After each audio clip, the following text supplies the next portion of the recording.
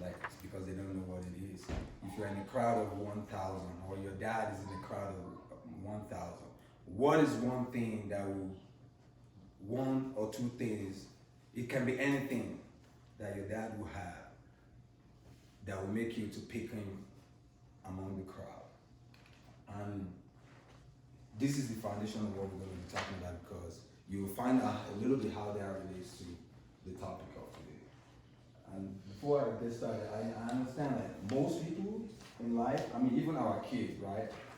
I don't think anybody feels like being stagnant in life is a dream that anybody, you know, anybody wants. Is there anybody that believes like being in the third grade for 10 years is a good thing? No. Awesome. So I don't think so. Even the kids know that, right?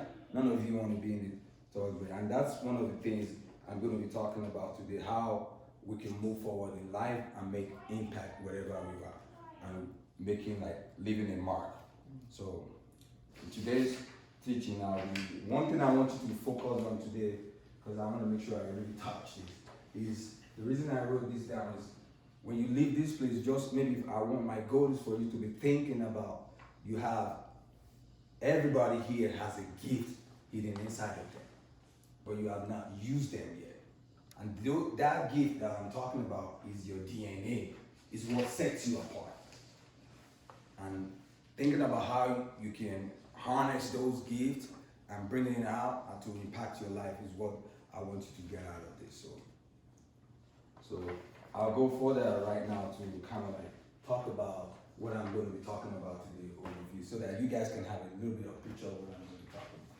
I'm going to be talking about today the two categories of people with dreams and gifts.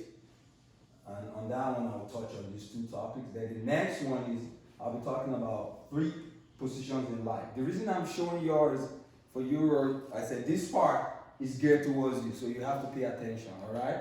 Because I'll be asking you questions.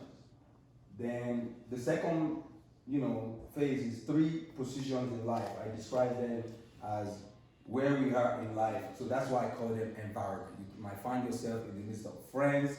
You might find yourself in the midst of, co-workers or whatever you are in terms of your dream. That's why I call it environment. It's position. It's 3 positions. So, and I'll be going to how to create a life of readiness. Everything I'm talking about today comes out of Isaiah 60 and Proverbs 18, verse 16 to 17. So before we get started, I would love if somebody can open Proverbs 18, verse 16 to 17 and read it for us. Maybe New King James verse. He talks about gifts.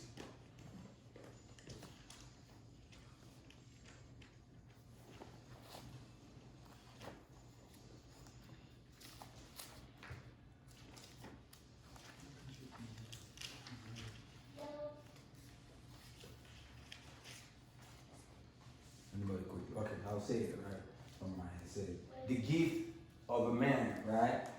Make a room for him. Is anybody there? All right, read it, please. If anybody can, please. A man's gift makes room for him and brings him before great men. Mm-hmm. The first one to plead his cause seems right until his neighbor comes and examines him. Awesome, thank you. I'll explain that a little bit. Just that's one of the foundation. A lot of people know Isaiah 60. So we're going to get started, but just pay attention. You will understand what I'm trying to say, because it's very important.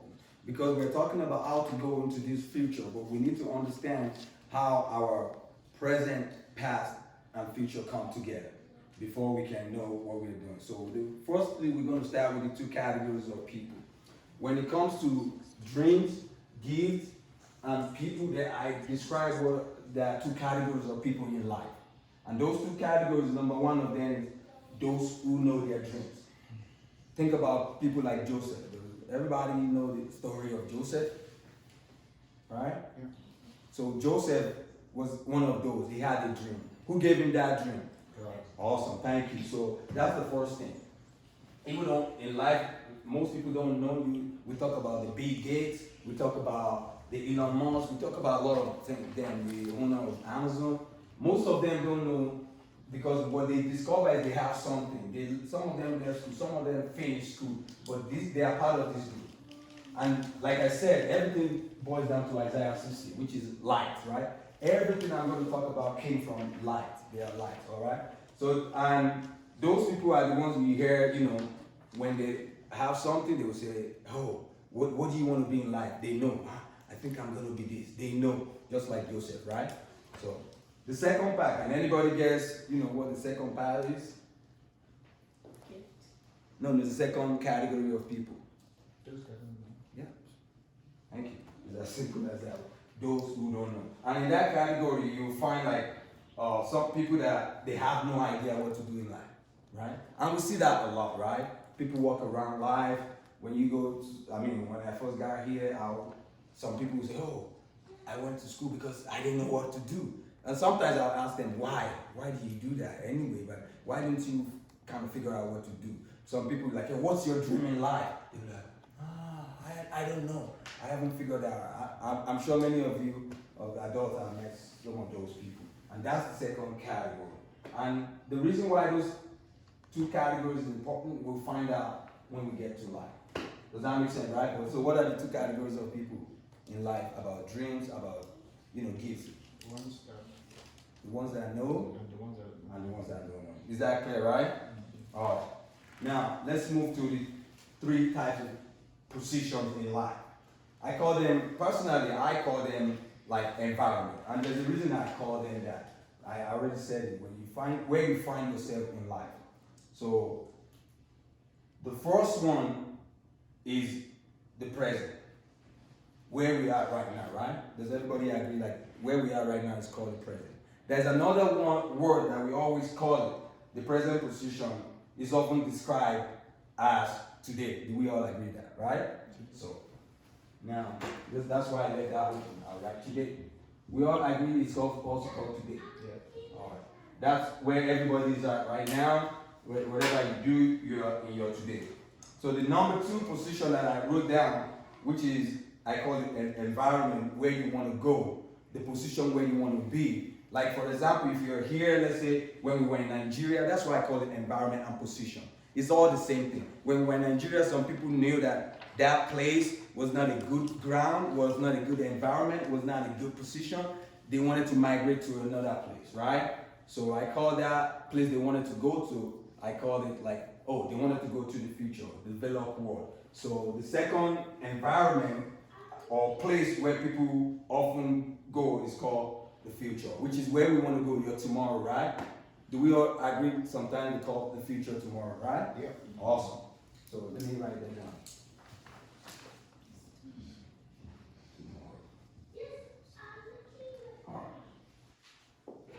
So, now, I know everybody can guess, the top part, right? So, this is where most people believe, the second part, let me go back, is where most people believe their dreams are, right?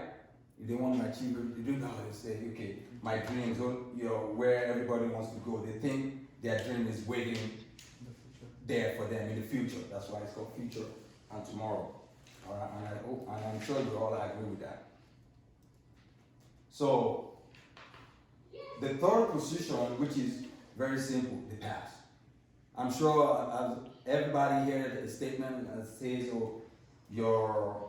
the reason why the rear view mirror is smaller than the windscreen of the car is because, your past, it has nothing a lot to do with your future. So the past can also be described as what? Does everybody know what we call the past?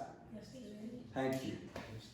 Yesterday. So you're yesterday. So can anybody tell me, this is why I say this is going to be a little bit of interaction, because this is word for the adult, and I'm going to speed up when I get there because it's very important.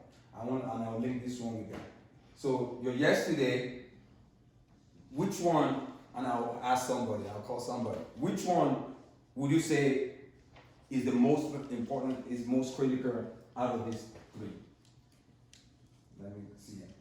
Anna, which one is, and you tell us why, which one is the most important in the three positions in life? I think it's future because that's like Future? Why do you pick future? because it's like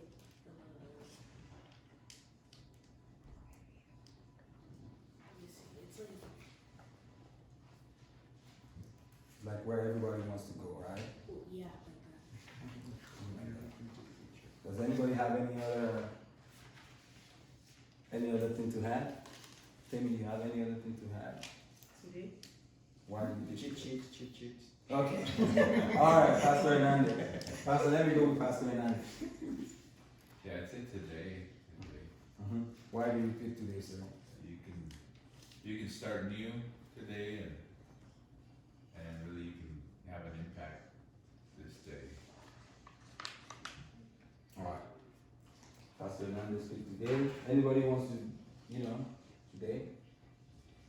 Anybody wants to say something? Have any other idea? There are 3 in there, so. What about yesterday? All right. Yeah, did you pick yesterday? I think yesterday is relevant. It's relevant. Okay, so yesterday is relevant. Okay. Because if there was no yesterday, today would not be done. All right. I'll shock everybody here and I'll put it into perspective before I go to creating a life of prayer. And I think Sam was talking about it yesterday. Pastor Hernandez was right. But in the way I say it, this is one of the things when Sam gave me this topic and I was like, how could you prepare for an uncertain future? We've been talking about last 2 years, we talked about the storm. I said, but it's not possible. Then God showed me something. He said, Femi, there is no tomorrow. When God created heaven and earth, right? You all know that. Did He create tomorrow? Did He create yesterday? He created those days and just named it first. He only created today. What that means is God kind of told me, this is one of the things. He told me these and these, and I'll get it. He said, within today lies your past and the future. And I said, what does that mean?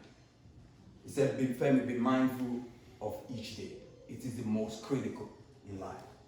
So, he said, because within today, all right, for example, if you want to go to work or school, right? If you want to go to work or school, wake up in the morning. Let's say that's when you feel like your day starts.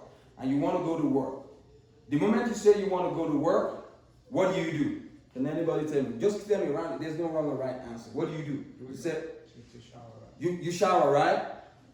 Within the same day, that's what God was saying. Within the same day, when you shower, right? Can you go back to showering again? Let's say, how long does it take you to shower and dress up? 30 minutes. 30 minutes, right? Can you go back to that 20 minutes a day? It's fast. Every time you are always in the present. You are always in today. Guess what you said you want to go? The future, right? Until you get there, until you do what you have to do, get in your car, you are not there yet. When you get there, it's always now. It's always today. Does that make sense? Within each day is your past and your future. Whenever you decide you want to do something, that's when you create that future. Does that make sense to everybody? Within a day. The next day when you step into it, it has become past. The 1 hour you just spent showering, it has become past in one day. Then when you wake up the next day, it's the present all the time. Has anybody ever gone to the future? Right? Has anyone ever decided they want to do something tomorrow and they are right now and that thing happens? Nobody has ever been to the future. That's why some of those things are called dreams. That's why who gives dreams? He's the only one that knows the future. That's what that means. He's the only one that can decide something for you and take you there. Sometimes some people will call it vision. They call it dreams. Alright? So, but today, be mindful of today because within your today lies everything. If you don't invest in anything today, do you think it's going to yield dividends tomorrow? No. And when tomorrow comes, you decide you're going to invest tomorrow and another future. If you don't do it, you have to get to that time to do it. And once you do it, it's still called today. So I want you all to know that's why most people will plan their day, they will plan everything, and they will go into the next one. Somebody asked me when I was sharing this, and they was like, what if something happens? I said, that time when whatever, let's say you're going to work, you plan to go to work, you get to an accident, side, something happened, you're still in the present. That's when you find out the next thing to do. You can never jump into the future and you can never go to the past. You are always in the present. And that's when you plan what you want to do, then you work after it. Does that make sense? Yeah. Alright, so one of the things I also want to talk about is now, with all this being said, right? Past, present, and the future. So what do we do today? Once we know today is very important, what do we do today to create a life of relevance? That's it, plan. But how do you plan in an uncertain future? How do you plan? That's one of the key things that I struggle with. Then something came to me, it's called light. And the light says to me, the same answer is in Isaiah, 60. Arise and shine, right? But the light has come. But somebody was talking about wisdom is the principal thing yesterday, right? Part of light is what's called wisdom, understanding. But today, I'll be talking to you about an aspect of this called knowledge. This is an aspect of light to exposure, right? I'll be talking to you about light, the wisdom of God, but in our own sense, right? So that we can plan, we can create. Because we don't know this. Until He shows us this, that's what I mean by uncertain future. What do you do when the future is uncertain? You don't know what to do in the future. Then you have to have knowledge of these two things. Two categories of people and the three environments. Meaning, you have to have the knowledge of who you are and where you are. Does that make sense? Those who don't know who they are, what do you think happens to them? They got lost. That's one of the things I write down. That's where you see confusion, anxiety. Because number one, I always say this jokingly to some people. I heard it from somebody, but I said it's true. Confusion, anxiety. They don't know who they are. They don't know what spot they are in life. It's called confusion, anxiety. I always say this to like maybe African mechanics and pastor, I always say sometimes some mechanics, right? We all know what mechanics. In America, they're smarter than some pastors. And what's the reason why? Let's say when a vehicle is damaged, right, to the point that a mechanic can't fix it, what does he do? He or she do? What do you think he do? Who does he contact? Even for parts, he goes to the manufacturer. But here we are, like yesterday at work, I thought about this. I was trying to fix people who don't know who they are, who don't even know where they are in life. So that's why I said some mechanics, they go to the manufacturer. So we're trying to fix them. We're trying to do everything. And we find out we do everything we can. It's still not fixed. We too were depressed. They are depressed because, but why don't you refer them to the manufacturer who can show them who they are? That's where I get that from. Like, every time in life, you have to have a knowledge of these two things that I mentioned. Did you know or you don't know? All right, this is where I'm going again. What do you guys think? Is it okay to not know? To be among these people? I don't know. I don't know my dreams. Is it okay? For some time, not forever. For some time. And I'll tell you why. If this one in life is even important, if you are in this category, you even have advantage over some of these people. Some of these people, they have somebody who's guiding them, their mindset, but this person has his advantage. And when we get there, I'll talk about it. All right, so we all know why I taught this, right? Because you have to have the knowledge of this and this. You have to know where you are and what you are planning for the future. If you don't know where you're going, there's no way to get there. Does that make sense? All right. So that's as simple as that. Because I said this what I'm teaching today is very simple, but it's not something that we think about. It's not something that we think about every time. All right. Now, let's talk about after you have a knowledge of who you are. Let's say I want to go to college, right? I know I don't have education, right? That's what it means. I want to go to college. Then you have to pick something. That's why I gave you the example 1 in 1,000. I'm sure some of you have that thing. 1 in 1,000. You have to pick a field of life. I'm not sure if everybody kind of gets that. You have to pick a field of life. You cannot walk around, if you are among these people, you cannot walk around life and not pick something. Because you don't know, right? You don't know. So pick something. And I'll talk about a little bit of the advantage of doing this. when you pick something. In life, I have a story, not a story, I was watching a girl from UTEP. Her name is, what's her name again, Tim? Toby Lover. She graduated in UTEP, right? This lady, actually she came from Africa and she came to school. She didn't know what to do. She was trying to struggle, and somebody said, hey, what sport do you want to play? We normally play sport here. Back in Africa, you just go to school. Sport is not one of the curriculum, right? So they said, what do you want to do? She was like, I don't know. But I know how to run a little bit. They're like, oh, maybe soccer. They registered because soccer is easy. Everybody can run around. So they put Toby in soccer. But the advantage of picking a field is, this is what I said. After God showed me this, a gift of a man's gift, make a room for him. If you don't pick a field in life, I call it field, or sometimes I call it marketplace, because life is like field, is like marketplace. If you don't pick a field in life, you will not be able to shine your gift. Anyway, you don't even know if you want to go to school, you don't even know what to register for, right? So you have to pick a field. But guess what? One of the things I always say, that field, that's why I said 1 in 1,000. You pick a big field. That means your dream has to be bigger than you. That's what it means. So she picked a field and said, I want to play soccer.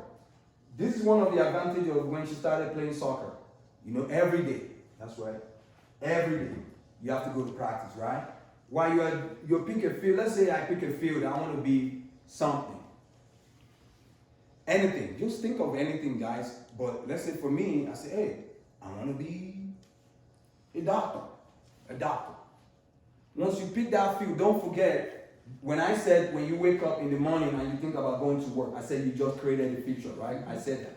When you pick a field, that means you've just created a future for yourself. Because you are one of those you don't know. You are not among these two. So you can do that. When you do that, you created a future for yourself. Then how do you walk into that future? Just like you take a shower, so you have to be on the field. There are some people that are playing on that field already. So when Toby was on the field, she was running around playing soccer. She didn't know how to play. She was running around. Then guess what happened? She gained cardio. Because she was practicing every day. She gained cardio. Then somebody standing on the sideline, one of the coaches, there was always a coach on the field, there's another one standing on the sideline. Then the other coach standing on the sideline said, this lady could run. So out of picking a field and being on the field, somebody discovered her. That's where, even for these two categories, those who know and those who don't know, it's very important to have a mentor. Those who know that. That's why they know.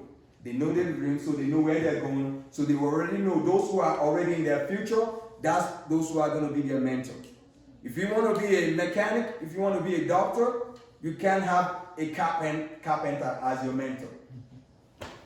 So this coach saw Toby and said, this lady can run. He picked her outside, oh, you shouldn't be playing soccer. Then he trained her.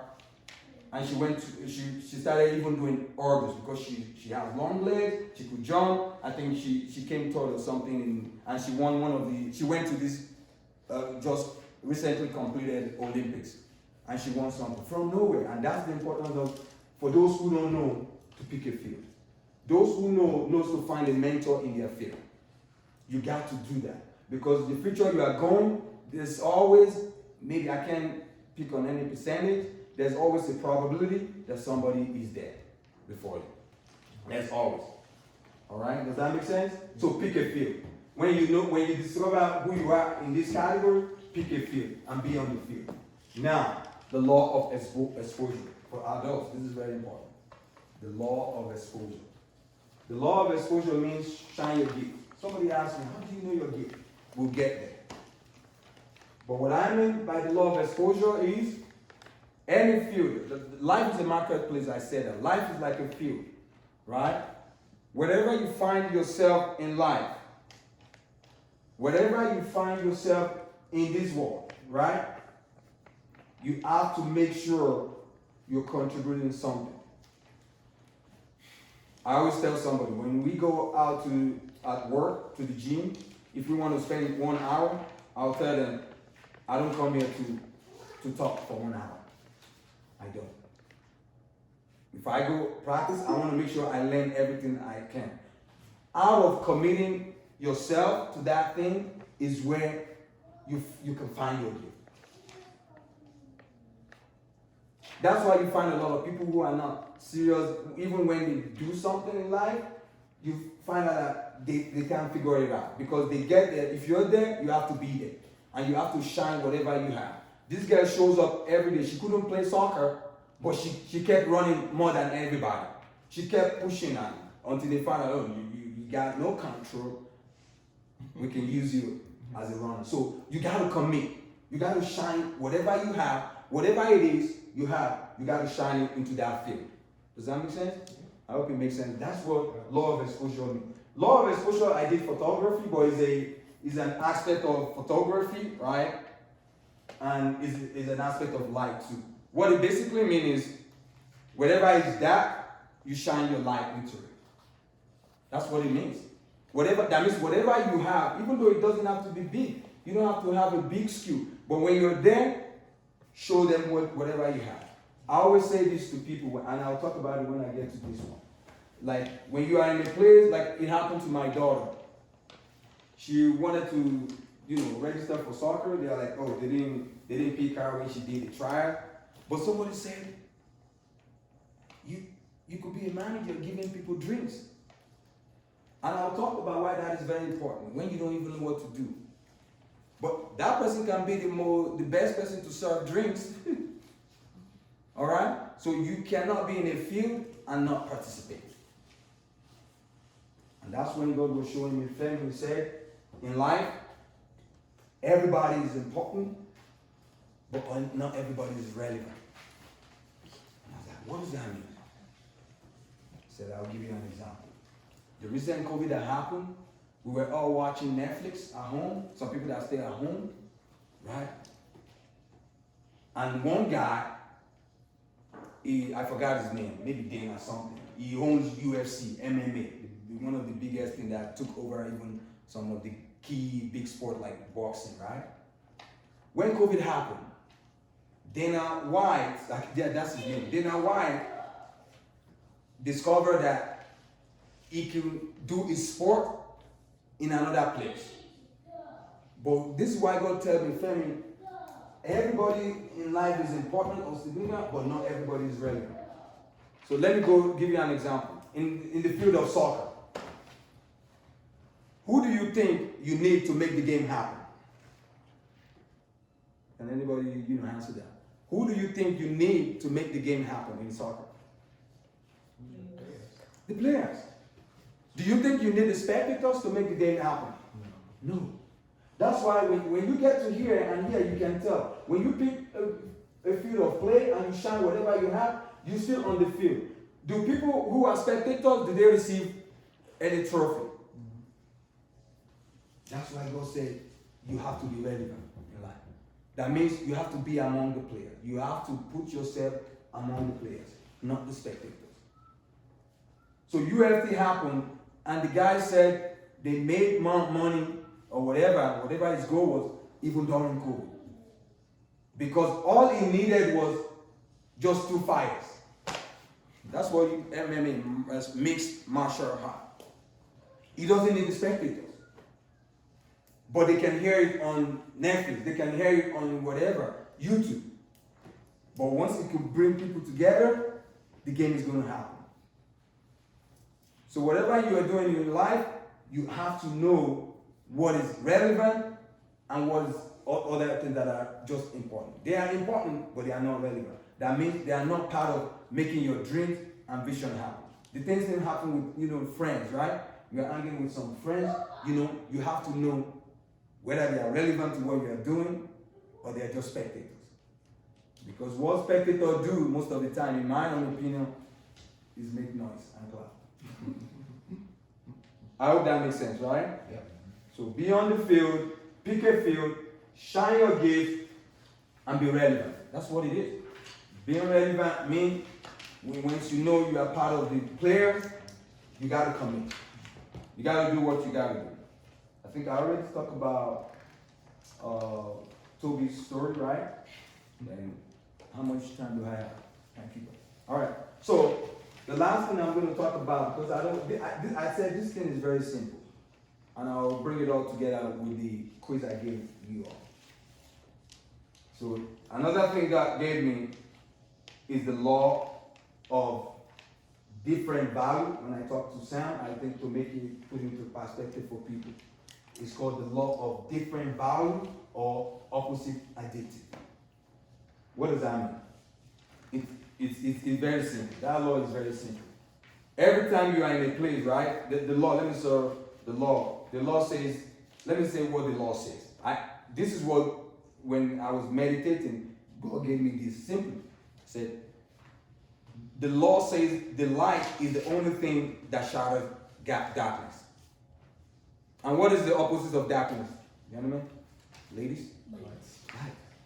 The light is the only thing that shatters darkness.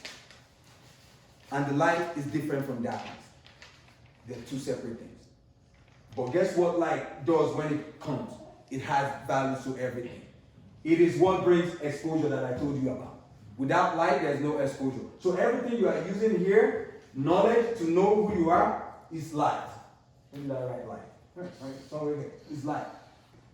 Even when you come and shine your gift, your talent into a place where there is no light, where there is no vision, where there is no dream, you are opposite of what they are. You are bringing something new. And in the literal time, in business time, we say this.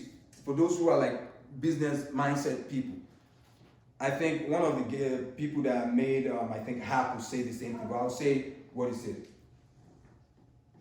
When you are sitting in a place where everybody got an idea or ideas and nobody can execute, what do you think happens? Can anybody guess? What do you think is going to happen? Every one of us got ideas. We're like, oh, let's go make this thing. Let's go make this, but nobody can make it for us. Nothing is going to happen. We're going to be where I said we started, stagnant. We're going to be stagnant. You need somebody who is thinking different than you, who is opposite thinking. That means the way the gift works, whatever you lack in gift, that's why partnership comes in, mentorship. There's somebody who is, you can find out relevant in that field that can add value to you. That's what opposite means. Light and darkness. Light shatters darkness. Light brings something that darkness does not have. So when you're sitting at a place where you don't want to be, you know you have to move to where you want to be. Where people have different ideas. Where they can build stuff. I think I was sharing with Amy, like, since I came to this country, I always say, when I was coming, I didn't want to come to the US. I did not. We even fought over it. I won the lottery. I was like, we're going to tear this thing apart. I want to finish my education. Then I called one of my friends that was already in the States, who went to school. We didn't go to school together, but we did an exam together. He was a very bright guy, but a Muslim guy. He was already in the States, and I called him and said, hey, we call him Prince. Prince, can you tell me a little bit about the country, about this country? He was like, yeah, you'll be okay. Then one day, and that time, I knew God a little bit. And God told me something. I thought I've heard that thing before. He said, I will not make you be there like every other people that you are afraid of. That you think they go there and they produce nothing. I will not make you like that. Once you think different than them, you will always produce something different. And I'm not sure, like, this law of opposite addition, how many people here does not know that a man cannot be fruitful or produce children, let me call it produce children, unless it takes the gift of a man, of a woman. How many does not know that? That it takes the gift of a woman and a man to make children. Do you guys know that, kids? Do you know that, right? So most people are not fruitful in life because they think they have to have everything it takes to get something done. You have to find somebody who thinks that, who can produce what you can. That's why Apple said it. Apple, and I forgot his name, Steve Wozniak. Steve Wozniak said most people do not know most of the product. Apple only knows the strategic and business. He doesn't know the guy Apple, Steve Jobs, right? He doesn't know how to produce those things as engineer. He just knows the basic of it. He was the one that was behind that thing. But they think differently. Steve Wozniak, when they wanted to sell their first product, Steve Jobs knows how to talk business. Even Steve Wozniak said the first time Steve Jobs requested for a large amount of money, he was like, oh my God, this guy, I didn't come here to make this money. I only want to make product. They're going to kick us out. But Steve Jobs was able to talk the company into, he said, but Job think differently. He's the business side of the house, the strategic thinker. He just make the product. And that's what happens in life. When people don't find those who are maybe our opposite, that are different, that can have value to their dream, there's possibility they can be stagnant, they can be stopped. That's why you have a lot of people, they are just living life, they are not living a life of relevance because they think they can achieve everything all by themselves. Alright, so that's all about opposite addition, right? So if you have a dream, that dream you think you are the only one that can achieve it yourself, that dream is not big enough. It's not big enough. You cannot achieve it all by yourself. To build just a house. You know how many people, and they don't do the same thing. They are all, I call it opposite, it sounds opposite, and I'll show you why. Here. I call it, but somebody said use different. I said that's still the same thing. The person that wires this house, electrician, is not the same person that built this house. They have some similarities in their thinking, but what they do are two different things. That's why I call it opposite. So that's why I use the word opposite. So you have to know who you are, where you are, and when you don't have anything to do, at least pick a field. Pick a field of play. And when you get to that field of play, be relevant. Shine your light, shine something into that field.